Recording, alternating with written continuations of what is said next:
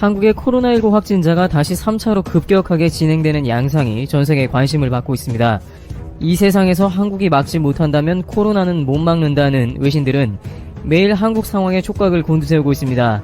빌 게이츠 역시 전 세계에서 방역을 가장 잘하고 있는 나라가 어디냐는 질문에 지체 없이 가장 먼저 한국이라고 대답했기 때문에 과연 이번에도 한국이 감염을 잠재울 것인가 아니면 전체 위기가 될 것인가 하는 관심을 받고 있는 것입니다. 특히 이번 3차 위기는 서울을 중심으로 하는 수도권에서 시작되어 전국으로 퍼져나가는 형국이기 때문에 질병본부에서는 매우 위중하게 보고 3단계 격상을 검토하는 국면입니다. 정은경 본부장은 언제든지 매일 1000명 이상의 확진자가 나올 수 있다고 경고하며 방역수칙을 지키고 될 수 있으면 집에 머물면서 사회적 거리 두기를 하자고 반복하고 있습니다. 자칫 확산이 심화되면 중증 환자 치료가 어려워지며 이제 병원에 입원하는 대신에 집에서 대기해야 하는 입원 전환이 이루어질 가능성도 매우 크기 때문에 의료 붕괴를 우려하는 경계의 목소리가 커지고 있습니다. 게다가 의사 파업도 일어나고 있어 일부 수술 환자의 수술이 지연되고 코로나 관련 업무에도 큰 차질이 생기는 등 사회적으로도 매우 위험이 커진 상황이라고 할 수 있습니다.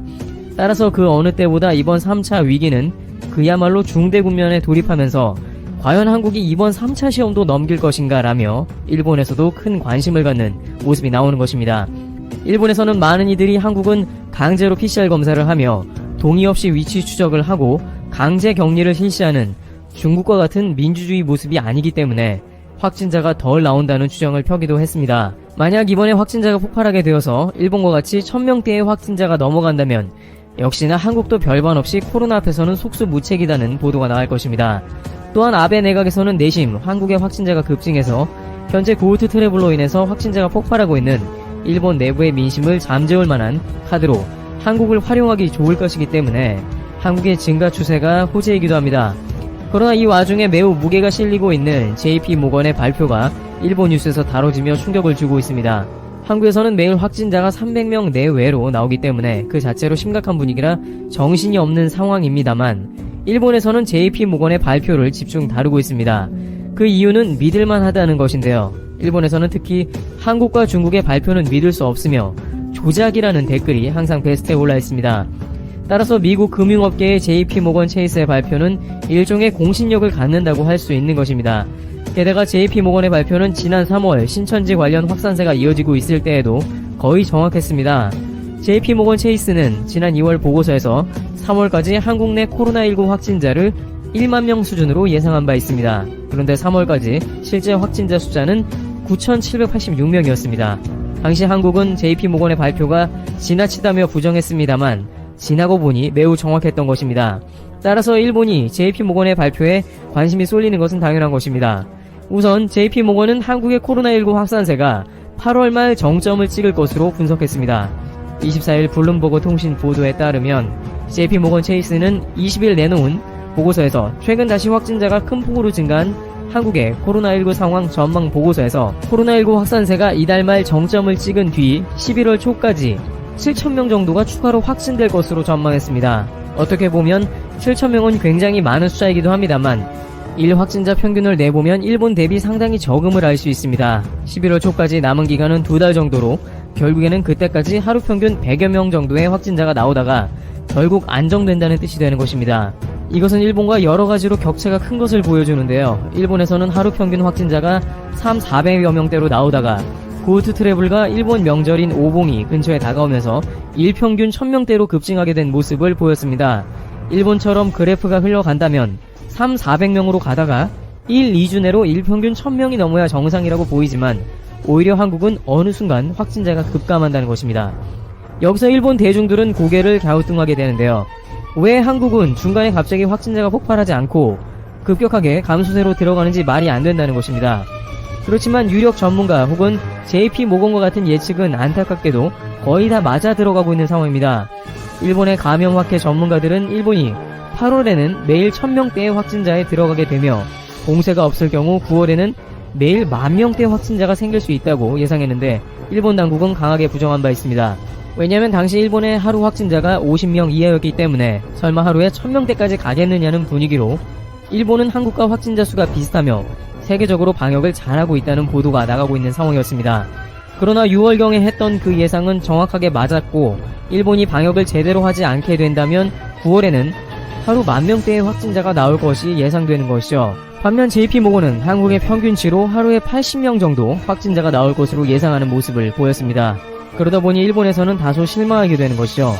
그런데 여기서 JP모건이 어떠한 방법으로 일본과는 다르게 확진자가 상당히 줄어들 것이라 판단했는지 궁금해집니다만, JP모건은 3월에 한국 확진자를 맞췄을 때에도 이에 대한 소스는 공개하지 않았습니다.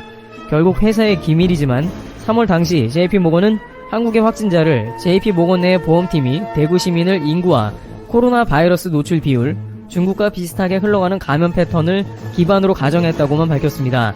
다만 위와 같은 자료는 한국의 질병본부나 외부에서도 이미 공개되어 있는 숫자들이기 때문에 어떠한 방식으로 진행이 됐는지는 알 수 없는 것이죠. 다만 JP모건은 3월에 폭발적으로 증가한 당시 상황과는 다르게 이번에는 한국 확진자가 11월 초쯤에는 다시 잦아들 것으로 판단한 것은 또 다른 변수를 넣었다는 것인데요.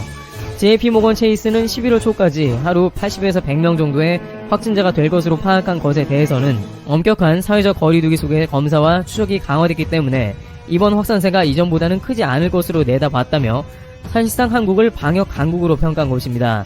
수많은 국가들은 일단 수백 명 이상의 감염이 되면 걷잡을 수 없이 확산이 지속되기 때문에 의료 붕괴는 물론이고 백신이 나와도 소용이 없게 되는 경우도 있습니다. BBC 라디오에 나온 영국의 과학자 월포트 박사는 인도의 경우 현재 하루에 7만 명의 확진자가 나오면서 백신이 나와도 확산세가 빨라 당장 소용이 없고 코로나가 사라지지 않을 수도 있다고 내다봤습니다. 또한 미국은 물론이고 유럽의 주요 국가들은 이미 하루에 수천에서 수만 명 확진자를 경험했습니다. 따라서 한국과 같이 수백 명의 확진자에 일단 돌입한 나라들은 극단적인 방안 없이는 사실상 코로나 방역을 포기해야 하는 단계로 진입할 수밖에 없다는 결론에 다다르게 됩니다. 해외 매체들은 코로나를 잡을 방법으로는 중국과 같이 사회주의 국가들처럼 강제로 도시를 폐쇄하는 방법이 가장 효과적인데, 그나마 뉴질랜드가 가장 비슷하게 이를 실천해서 어느 정도 효과를 봤으며 한국과 같이 통제 없이 코로나 방역을 하는 나라는 전 세계에 없다고 극찬한 바 있습니다. 미국의 뉴욕타임즈는 이에 관해서 한국의 대중들의 놀라운 협조가 없이는 불가능했다고 밝혔습니다. 다른 어떤 나라들보다도 전시에 가까운 위기감으로 국민들이 방역에 동참하고 협조하고 있으며 다른 사람들을 위한 이타심을 발휘하여 집에 머무는 높은 시민의식이 동반돼야 가능하다는 것입니다. 따라서 JP모건은 끝내 한국의 코로나 확진자 추정 비법을 공개하지 않고 있습니다만 이러한 한국만의 특유한 변수들을 반드시 집어넣었을 것이라는 예상을 할 수 있는 것입니다. 서양에서는 여전히 마스크를 쓰지 말자는 시위가 이어지고 있으며 코로나 시국에도 해변에 사람이 몰리고 파티는 쉴 새 없이 이어지는 상황인데 이들은 하나같이 개인의 자유를 강조하는 목소리를 내고 있습니다.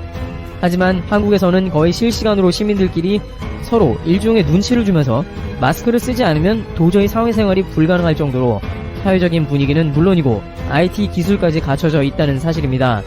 가령 지하철에서 마스크를 쓰지 않고 있는 사람을 발견하면 또 타 지하철 앱을 이용해서 그 자리에서 신고가 가능합니다. 신고 후에는 몇 정거장 내로 직원이 나타나서 경고하고 마스크를 쓰게 하거나 마스크를 전달 혹은 불복 시에는 과태료를 내는 경우도 생깁니다.